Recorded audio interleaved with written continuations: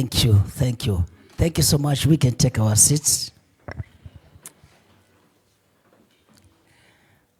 I would like to appreciate you so much for coming. And there are quite a lot of big people that are here. I'm so glad that I listened to the Lord. We have never done this in our conferences. But one morning as we just praying at home with my wife, the Lord just said to me, do a business breakfast in your conference. And then I spoke to Jillian. I said, Jillian, this is what's coming to my mind. You know, in a short moment, Gillian had written all the topics and has told me all the speakers I'm getting and everything. And I said, what? So why were you waiting? You just needed a spark. And then I realized it's me that was delaying all this to happen. So I'm so glad that Gillian set this up. I've been with Gillian close to about 20 years now. And he's been growing in the church and doing what he's doing. And I get to the functions that he holds, they're massive. But I thank God that he has grown out of the teachings and putting them into practice and being what he is today. I want to appreciate that so much. And thank you so much for coming. Thank you. Thank you. And Dr. Nejo Chanakira, it is good to have you, sir. And if it weren't for this, I don't think you're going to come over here.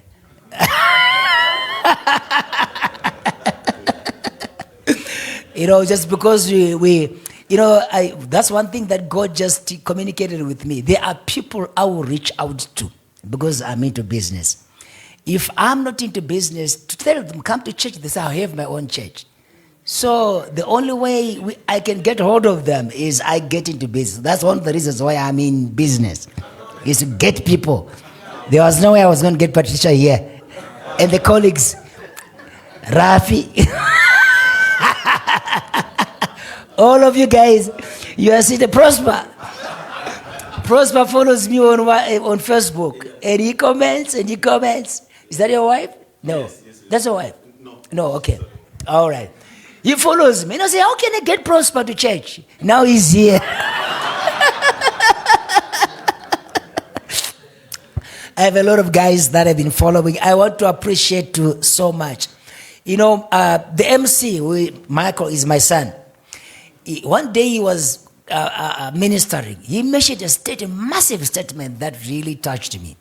He said, God has been communicated more than he has been expressed. Massive statement that he mentioned when he was preaching here. And I said, how true this is. That we talk more about God, but we don't express him. God has been kept in the four walls of the church, but he hasn't been taken to the marketplace, where we spend most of our times. He hasn't been taken there. It's time to express God. Everywhere we are, in the banking system, in the legal system, marketing, wherever. Mr. Risik has been talking about that. God must be expressed. I don't call myself a businessman. I'm a pastor in business. And I want to catch men in that business. That's what I'm doing. I want to catch men. I have some of the guys that I've invited here whom I'm doing business with. I've got engineer Larry Lusike. Where are you? That's my engineer there of my project. And I invite him to church, he doesn't come. But when I did this now, I said, come. So Jesus, he said, come follow me. I want to make you fishers of men. So this is how we fish men. We catch them in those things that they want most.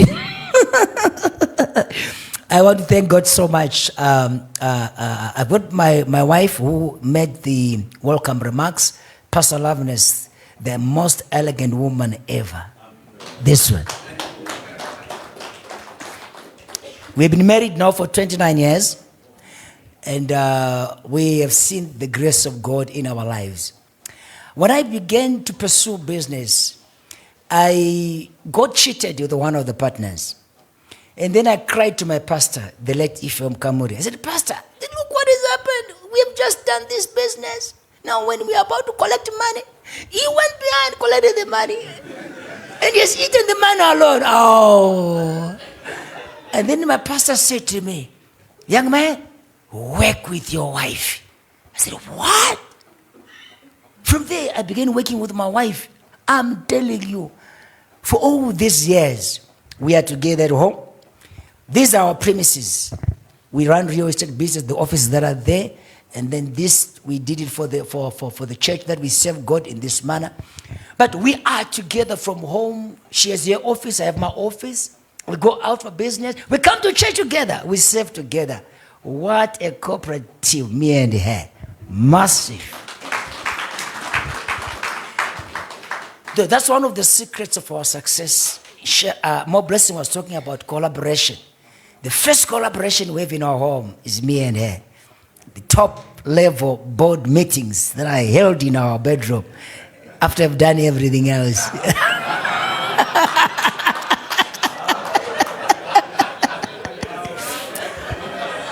we take fire from the bed to the desk.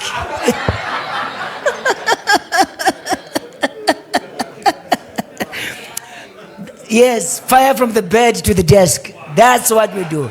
We're a corporate team, and great things do happen in our lives.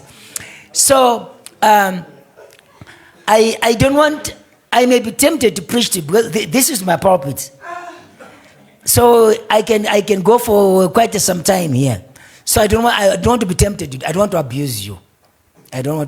But I will communicate some things that have helped me to be where I am and do what I'm doing. I was a pastor who was depending on offerings and tithes, which quite often do not come from people like you. So I went to God in prayer. I said, God, please give me my own money, which I can manage, my own money. I want to serve you with my own money.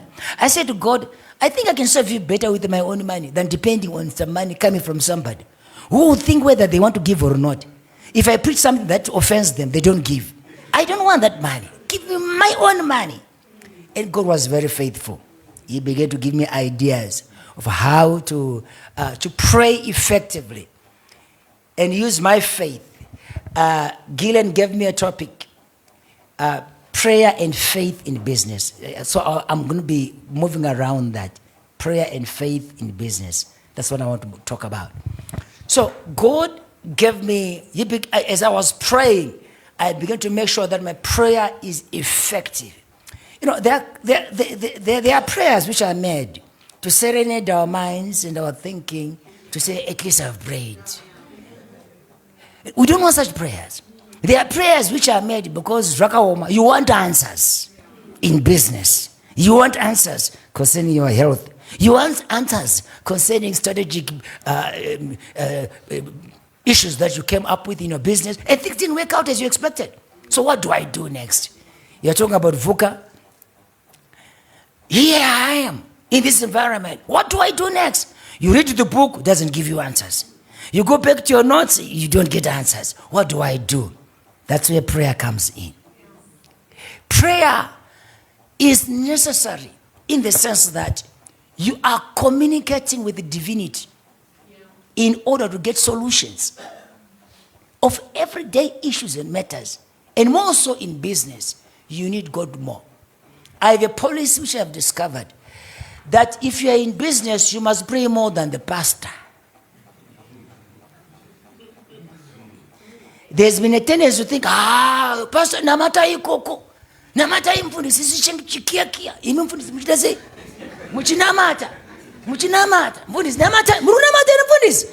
Mazano mense musungundi munamatira. Boss maome nazo akuita mazwano ka, munamata mshoma mfundisi. Last month zvakafire zvokuti takaona hazvo zviri zvaendeka, but masondo adarika aya mfundisi mukunamata here. I had somebody who used to ask me, when they first saw difficult challenges, they said, Pastor, how are you? Are you praying for me? Are you really praying for me, Pastor? So there's a tendency to think that pastors are there to just pray for us whilst we lax around running our businesses. I discovered, no, it's a big mistake. Don't do that. If you're in business, pray more than the pastor prays. Why? Because you are dealing with the people who are not saved. At least when you come here, I can cast out demons and have control over you. The people you are dealing with in the marketplace there, some of them are influenced by powers that are so bad. You owe them money, they say, I'll kill you. Are you getting that? That's how serious it is. You promise them something, and then you don't deliver. They say, my friend, oh, I am not one to play with. I was owing somebody some money. I did a deal. After I did a deal with this guy, actually it was a deal of property. I'm into property business. So I ended up being on the owing side because the transaction was reversed. I was in between there. So I was supposed to pay back. And this guy said to me, Mr. Nevera, you need to mirror no musoro for 1 hour. Don't play with me.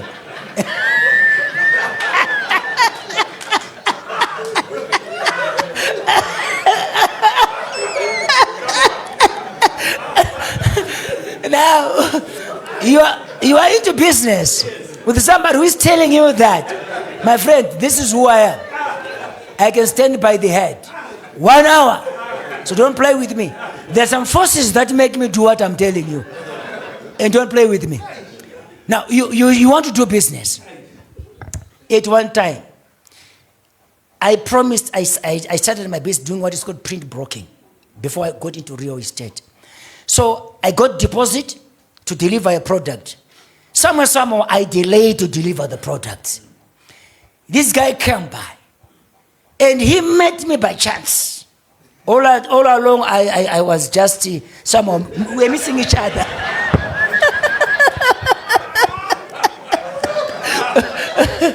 I wasn't running away. We were missing each other.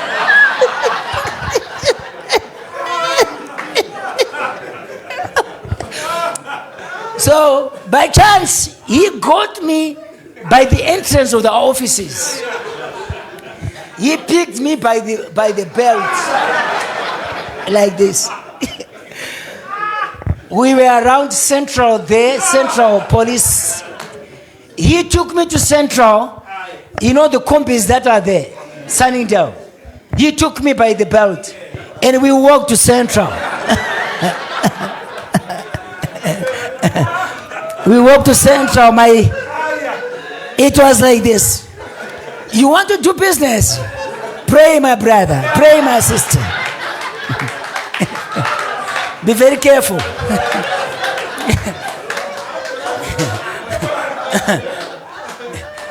So I went to Central. They said, you owe him money. I said, yes. When are you paying him? I had learned some things of speaking by faith. I said, next week I'm paying him. They said, okay, right here. I wrote down. And truly I went to say, God, you saw what happened. My belt was lifted up. You better come through. I promise to pay this guy. He lifted my back by the belt. I don't want this to happen again. Please come through. And sure, God came through. He rescued me. Now, I'm telling you this to know that don't play if you're in business. Are you getting that? If you don't know your God, you better know him. If you really want to stand and face situations, you better know your God. You better know your God. So the tendency of saying, pastor will pray whilst I'm just relaxed, and please, that's a bad myth. Don't do that. You pray for yourself. And the people you are dealing with are very serious. They are hungry lions. They want the money and the business you are having. There's too much competition. One of the principles, one of the reasons why God made me to understand this is because look through the Bible. From Isaiah 45 from verse 1 to verse 3. It talks about the fact that God is talking to Cyrus. He says, Cyrus, I'm the Lord your God. I'm going to go before you. And when I go before you, I will make straight the crooked places. I will break in pieces the gates of brass, cut asunder the bars of iron, and give you treasures in darkness, riches in secret places. Now, God showed me many years ago, and many Christians, they don't know this. Real treasures and real riches, they are in secret places. Real wealthy in secret places. But the way to the treasures that are in darkness and riches in secret places, they are crooked places. They are gates of brass. They are bars of iron. Now you are playing cool in terms of prayer. And you've got crooked places. Unobathwa muzvikona. That's why mchonati makristu mazhinji sobatwa pachikona ichi, sobatwa pachikona ichi, abatwa pachikona ichi. They are crooked. You must always know they are crooked places on your way to treasures that are in darkness. They are crooked places on your way to riches that are in darkness. They are crooked places. In those crooked places, that's where many are caught. And men like you and me are caught. And then we think, don't get into business. If you are a Christian, don't get. If you're a pastor, worse, don't get into business. Our father Abraham was a businessman. He had 318 servants. To me, it would mean he had 318 enterprises. Iwewe ndiri kufudza mbudzi, iwewe ndiri kuchera nenge uchengeta ngamera, iwewe ndiri kuita zvemabhohoro, iwewe ndiri. He had 318 servants, which could mean enterprise that he was running. The guy was massive. Yet, he was a man of God who heard the voice of God. So I'm saying this to us. You need to know, if I'm going to go into treasures that are in darkness, there is a way where you can be caught up. But allow God to go before you. Are you getting that? You remember at one time, Abraham, he had to say, my wife is my sister. Those are crooked places. Are you getting that? And when he go there, because he presented an idea, that idea was accepted in the marketplace. They said, good. But the wife was almost gone. Because of his praying, God intervened. The king did not touch the wife. Never touched the wife. So sometimes you've got good ideas. As you present them out there, you must have supernatural power to preserve your ideas. That they don't get you corrupted. Abraham akatengesa mdzimai. Akatengesa mdzimai pa market. Mdzimai akatoenda. But God had to come through. Crooked places. So that's why you must know your God if you have to go to the marketplace. Have a relationship with him. Pray more than the pastor does. Because the things that are in the marketplace they are so deadly and so bad. You must know your gods. Zvivindi kuita business usingati kuna matamwari. Regera. Nokuti muzvikona zvauchabatwa mazviri zvinotyisa zvikona izvozvo. Uda kutora bhonzo rakarumwa nemumwe munhu, kumutorera bhonzo. And hauna simba rekumutorera bhonzo. Look into the book. It says in Deuteronomy 8 verse 18, it is God who gives us power to get wealth. Wealth is not just gotten easily. You need power. Where do you get that power to get wealthy? It has to come from him. For with him all things are possible. So how can you do it when you are not connected to him? Be connected to him. Have a relationship with him. These are things that I've discovered in my life. And I've gotten them to the marketplace. And I do big, and I do big in the marketplace. You have heard the introduction that I'm doing a gated community. In fact, let me start by telling you this. More Blessing was talking about the fact that you don't have to wait for money to come to launch out your ideas. It's very, very true. I'm one man who has been disappointed by banks. I wanted money so much. But I later realized banks are very, very principled. They don't just give you money. They have principles that are laid out. And one of the principles which I discovered, is this. Aupiwi mari iwewe yokuti uite zvinhu number one zvausingazivi zvauri kuasuma kuti zvinogona kuita. And number two, they also say iwewe, if you want to know how much do you have on the table to contribute, if you cannot sacrifice for your own vision, your own ideas, why do you want us to sacrifice more than you can sacrifice? So they say put on the table something. So that becomes a huge challenge to you and me, where we now have to say, hey, God, give me ways and means to make this happen. And when Ben see you making it, they now pursue you.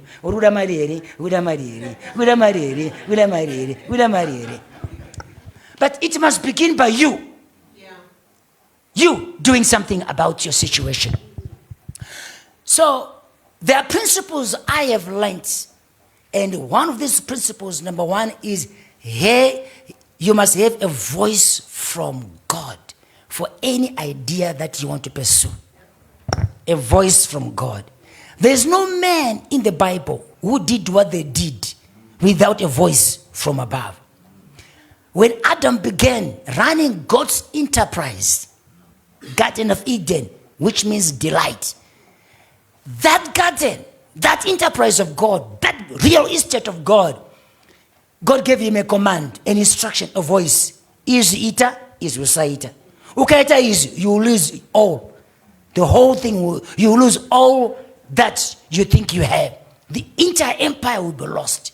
God gave him a voice. He had to observe that voice and run the enterprise with a voice from above. He missed it. What happened? He lost. Are you getting that? From there we have Noah.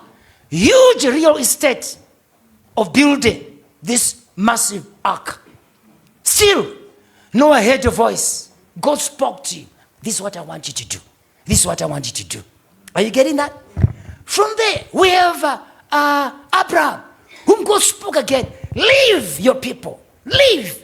I've got a real estate land. I want to show you. I want to take you there.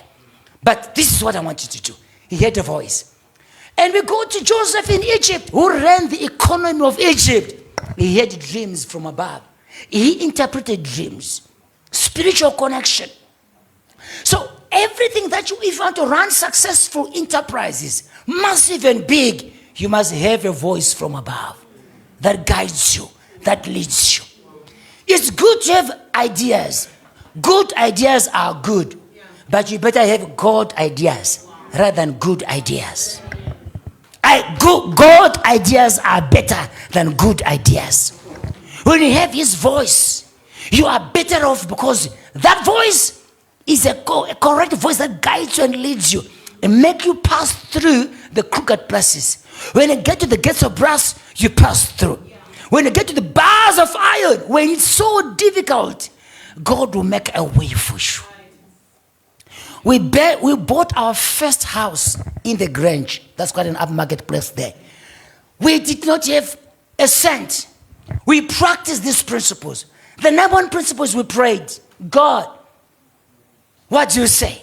Should we go for this property or not? And then God said, yes, that's it. Go for it.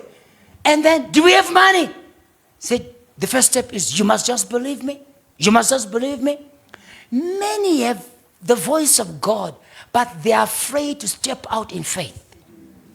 That's one of the issues with people, Christians in business. They've got ideas. God spoke to them. But to launch out into business, launch out in the things that they want, they are afraid. Oh, so they don't take risks. Be a risk taker. By faith and trust God to come through. That's how you do it. We signed papers for that property with my wife by faith. We held hands and we said, so that we are going to sign. Yes, we are going to. We looked at each other. Yes, we are going to sign. You know, so, and we signed papers, and then they asked, how do you want to pay? We said, cash.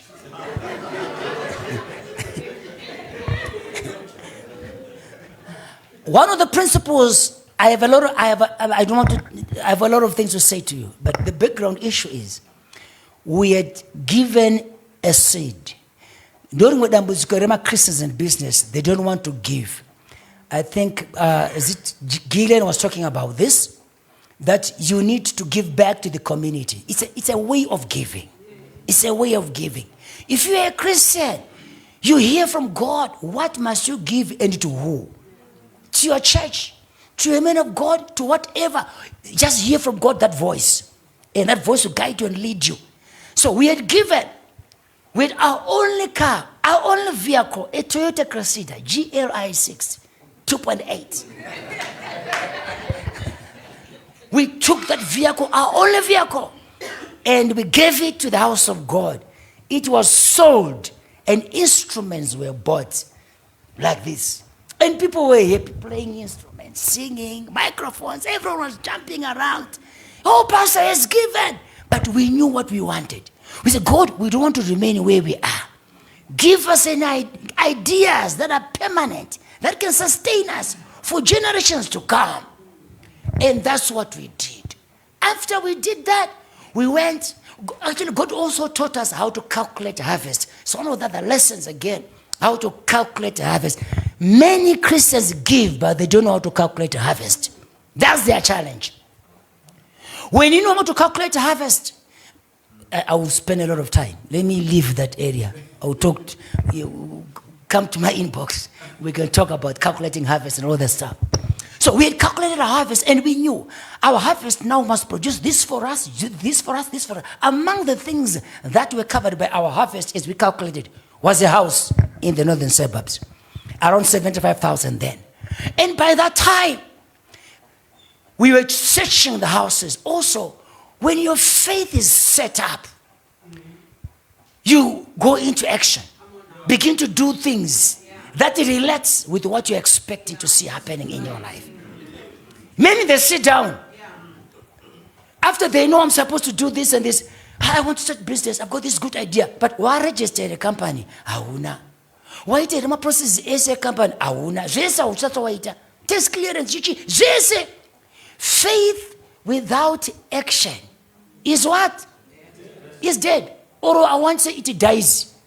It dies. Faith that you don't put into action, it eventually dies. Doesn't produce anything. So if you have a good idea that God has given you, begin to do something that expresses your faith, that makes you move towards what you're expecting to see happening. Many, they don't do that. They just sit down and relax and say, God, I'm waiting for God to just do ABC. But what are you doing yourself? There are things God can do. There are things that you must do. The things you must do, do them. As you do those things, God will begin to also move on the other side. Express your faith to God. God wants to see your faith expressed concerning business. Now, it takes more faith to run a business. It takes more faith to run a business. How can you be running a thing and you're expecting some money to come out of your ventures so that you can pay your workers and you can also eat? It takes faith. Month end comes. Here you are. Some of you are working for companies where this boss of yours is cracking their head. Where am I getting salaries? Where am I getting this? Some of you are in the top position where you are being used to find that amount Tagamari way. And you are using your faith in that arena to make money come and save that company and make things happen. But you can't use it for yourself. I'm telling you, you have the faith to run your own business. You have it. The same one you're using at the company, you have it. All you need to do, begin small. Like what Gillian was saying. Begin small. Begin small. In a small measure, put your faith into action. Put your faith in action. Get your company registered. If you get a name, design a logo, it's a letterhead, it's a business cards. Do those things. That's expressing your faith. Don't say, I'm waiting for capital. Capital will not come until you begin to do something about it. Yeah. If you're a believer. Yeah. Are you getting that? So, after we gave the seed, we're expecting money to come. We went for about 2 years waiting upon God. Now, when we signed these papers, we knew that our money is ripe. So we're putting our faith into action after signing the papers. And we went. And said, God, we have done our part. Now is your part. We gave. So we told these people we are paying cash. And don't think that cash is coming from us. It's coming from you. Because this is we did our part. I challenged God. You need to get to a level so you challenge God. By his word. We said, no, God, we have done our part. We told them cash. I don't know how we are going to do it. And God, after we did that, he went into action. Began to talk to these people. These guys who have signed papers, they have money, they have cash. God was telling them they have cash. So in their minds, they said, these people have cash. So if we are going to take the cash from them, we must agree. What do we want to do with this money? Otherwise, money will come here, it's blown out. We have lost our property. Can you imagine? That's the thing that God made them to have. So 1 month down, they were battling husband and wife. Shamara sotora Mario. Ati bate Mario kana. Vana mara. Tikaitona Mario trawitisachi. The wife said, no, trawudaisa azite. That's the matter azite. So they were going back and forth. Azite. And you know what? The period of validity of the signing of the documents lapsed 30 days. Wow. We are off the hook. Are you getting that? And then they came back 2 weeks after 30 days. They were now apologizing to us. They said, we know Marimaga Munayo. Saka, very sorry. Vetakanuko kusana mapepa. But anyway, Chingotipa Yamunayo Yacho Mariacho Yamunayo, just give us what you have. But the house was still selling to you. Do you know how long it took us to pay for that house? 1 full year. A deal which was supposed to be a cash deal transitioned into terms. And the terms that we were determining how we were going to pay. And we paid for that house in 1 year. That's where we are staying right now. It's a beautiful house. 500 meters from Harare Drive. Beautiful house. Now, our faith had grown. When God sees you growing your faith, because God doesn't want you to be put into danger. So he makes sure he observes how you are relating with him, how you are putting his word into action, how you are faithful in the small actions of faith. As you respond to him and his instructions, and then he promotes you. So after we did this deal, God was so excited about us. Then he gave us a higher challenge. Still the same principle. Hearing the voice. I told you about hearing the voice, you remember? Good. It's very critical. Hear his voice. Don't do things because others are doing them. Do things because God has spoken to you specifically. Iwe pinda ni gap iri. Ndora kweli. Iwe rako ndiriri. Iwe rako ndiriri. Teza gap rapiwa na mwari. Usangu tinokuti vanhu vari kuti. That's the trending thing these days. Don't do that. Hear his voice clearly. And then you do what you believe he has led you to do.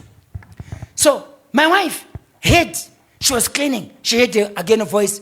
And the voice said, Tayambruk, or you have crossed over. Then she called me, sweetheart. And I was in the bedroom. I rushed to the lounge. I said, what did I say? She said, God said, if you give this amount of money, you're opening up a huge channel for a big business that's coming your way. How much was it? $6,627. So God said, this amount of money. We had done some business with some people. They're supposed to bring this money to us. God said, don't take that money. Give them that money. We called them, we went to them. And we told them, God has told us to give you this amount of money. And they said, what? How could this be? This can't be. We said, no, that's what God has said. And we gave them. During that time, we had fees to pay for our children. We're owing, we're doing this, and a number of things. Now, when you are in times of need, sow a seed. Don't eat. Don't eat your seed. When you are in need, sow a seed. That's the secret. We were in need. That money, we needed it most, but we gave it away. And that was the beginning of the transformation. Again, coming to the issue of calculating our harvest. We calculated our harvest and we saw the magnitude of the business God is giving us is at this level. Our faith was lifted to begin to operate at that level. And a project came, which we saw. This one, we identified, it gets along with our harvest expectation. That's it. Let's go for it. So many Christians, they have a problem of not knowing how to calculate the harvest. And here's what they do. Even if God brings projects their way. This one, we think. This one, we can't. Because you don't know. With the seed you gave, you raise up a level. And knowing the magnitude of your harvest that's coming, you begin to raise your faith to that level and operate that level. Your expectation is higher. Many times we blame God because we have not lifted up our expectation to the level God has put us. And hence we don't get what is meant for us. And we lose. Many they lose. Looking at me right now, there are men and women who have given. If you calculate what you have given so far, you have given so big. But if you see how much has come back to you, it may not be as good as you were expecting because you didn't raise up your faith. So the magnitude of our expectation was high, and we began to say, the range of our projects is along this side, this level. That's what you're expecting. And there came the project that at 10.6 hectares of land, where we are building over 150 houses. When this project came, it needed 1.2 million. Did I have 1.2 million? No. I had only the voice that said, give this 6,627. Give it away. And that voice said to me, this is the project I want you to go for. Do I have the money? No. God says, I am your money. Go for it. I began to take steps of possession. One of the things these are spiritual principles. God says in his word, every place you set your foot on, I've given you for a possession. These are spiritual principles for Christians, which they don't employ, they don't apply. Yet they have feet which they can put in some place. But they don't know how to put their feet in those places and engage the spiritual laws of manifestation. They don't know. So they are operating and moving like everybody else in business. That's why they are not getting the supernatural results, because they are not engaging the spiritual laws that are put there for us. So I did that with my wife. We went to that land. We said, you land. We walked around. God just said in his word, every place the sole of a foot, you shall tread upon. That place I've given for a possession. You land. God has given it to us. That scripture does not say, every place the sole of your foot shall tread upon, I've given to you if you pay for it. It doesn't say that. Does it say that? No. It just says, just put your feet. Yours is to put your feet. The payment is my responsibility. Just go and put your foot. And say, God, thank you. Oh, thank you. Oh, I've got 3 minutes left. All right. So we bought the land. At 3 minutes, I can't tell you the whole story. We bought the land. And we developed the land. That's the engineer who did the designs right there. It's a beautiful place. You don't have a clip. Oh, I wanted them to play a clip for you of the development. You must look for it, man. Can't you get it? Oh, you've got it. Okay, they're going to just play a clip for you of that development so that we can just watch it as I finish. I've got many things to tell you. Come to church.